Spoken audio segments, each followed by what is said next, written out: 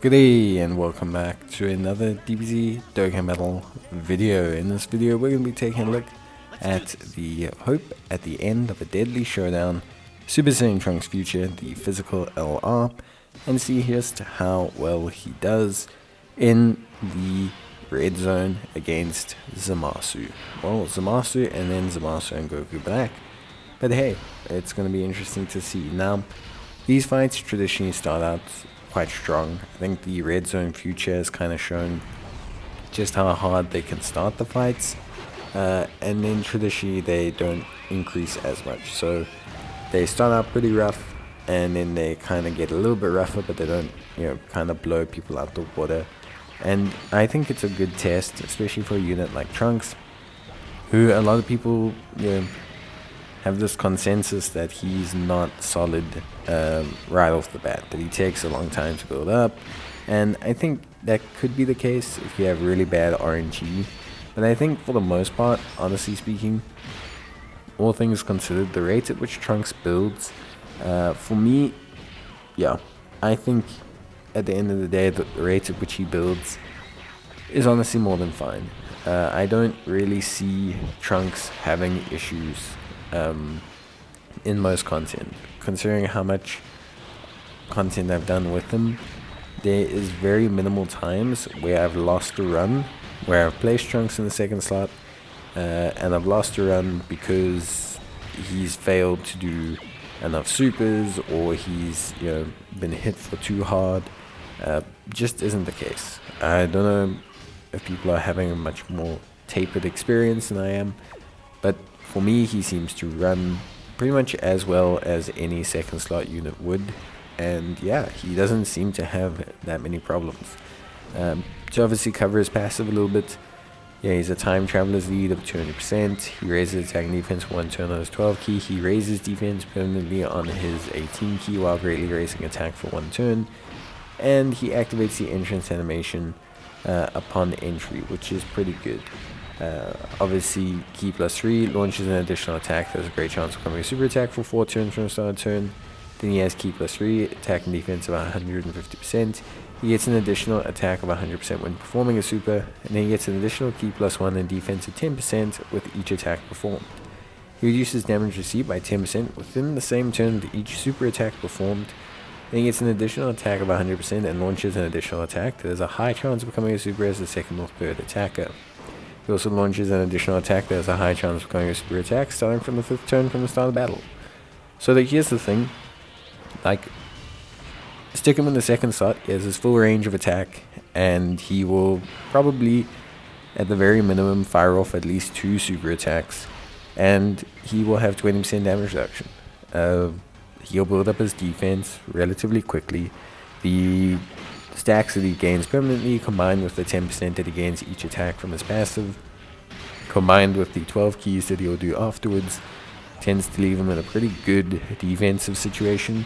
Then that, coupled with his 30% defensive reduction or damage reduction, leaves him in an incredibly solid position. Standby mode, also really good. Obviously raises his defense as well, greatly raises attack, and then the big thing is the 200% attack and defense, key +12, and then also the real big thing actually is the damage reduction for 1 turn. 50% damage reduction for 1 turn, guards all attacks and launches an additional attack as well as the first attacker. So essentially, for 1 turn he becomes the perfect tank, like 50% guard, 50% damage reduction, guard, all the defensive stacks these pulled through, continue to pull through. He just, I don't know, no real issues, honestly. Makes Rainbow Key Spheres, does pretty big damage, and then of course you start to build up his finish attack, which can do some pretty decent damage as well. So for me, Trunks is kind of like one of those units whereby I think the animations are one of the reasons why people don't like him. I do think they could have done a bit better on the animations, and I do have one small complaint about this kit. I do like the time traveler's lead is a little bit of a shame. I know they obviously wanted to run Future Gohan, so they had to give him Future Saga. It doesn't make sense to give him Time Travelers. But the thing is like, he can't run Future Gohan on his team. So you can't run, like, for me, I'd love to have 2 physical Trunkses. Like, I'd love to have 2 physical Trunkses. But I can't run 2 physical Trunkses and run a Future Gohan. It's not possible. And for me, that's a bit of a shame. It means I always have to either run A, 2 Future Gohans, or B, I have to run 2 Int Vegeta and Trunkses, or I have to run AGL, Vegeta and Goku. And yeah, just, it's the only real shame is that you can't have a situation where you can run 2 Trunkses and run a Future Gohan. And that's like the only real part that makes me a bit upset about his kit, because I think it's, for me, there's some ideal team builds that I'd love to do that have Future Gohan and 2 physical Trunkses. Like, for me, that's where I think the Future Saga team would be ideal.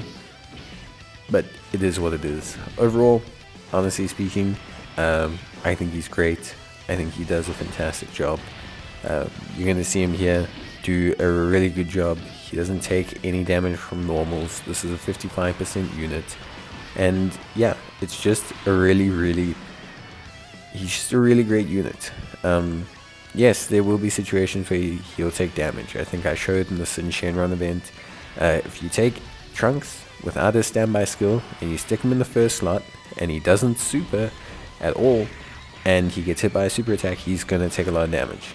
Because you only have like 500, 600k defense, he will take a lot of damage. That's not rocket science. It's not surprising. It's not something strange. It's very obvious. He will take damage. If he's supered before he supers, definitely. And yeah, if you take him and have him in your 3rd slot rotation and he doesn't build up at all, then yes, he can also still take damage. And yes, there are situations, and there will be the odd time where he will get 1 super attack and he's going to get trimmed a little bit. That's okay. It will happen. The thing is, I just don't think it happens enough.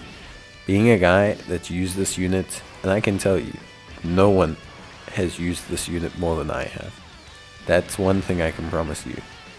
Being a guy who's used this unit an excessive amount of times, I just don't have any real issues with his kit. Only 2 shames: his leader skill. I think it's a shame it doesn't include Future Gohan. And the second thing that I'm not the biggest fan of is the lack of, like, for me at least, Panaz on his finishing skill. I think they could have done a little bit more effort there, animations wise, and I think the finish skill should have had a guaranteed crit. I just think that would have been better overall. But obviously you can build him crit, so most people should be building him fully crit, but for me, should have had a guaranteed crit. That's just my thoughts on it. But yeah, that's basically gonna be it for me. Hope you guys enjoyed the video. If you did, leave a like, and yeah, I will definitely see you guys in the next one. So until then, take care, stay safe, and as always, I'll see you guys in the next video. But bye.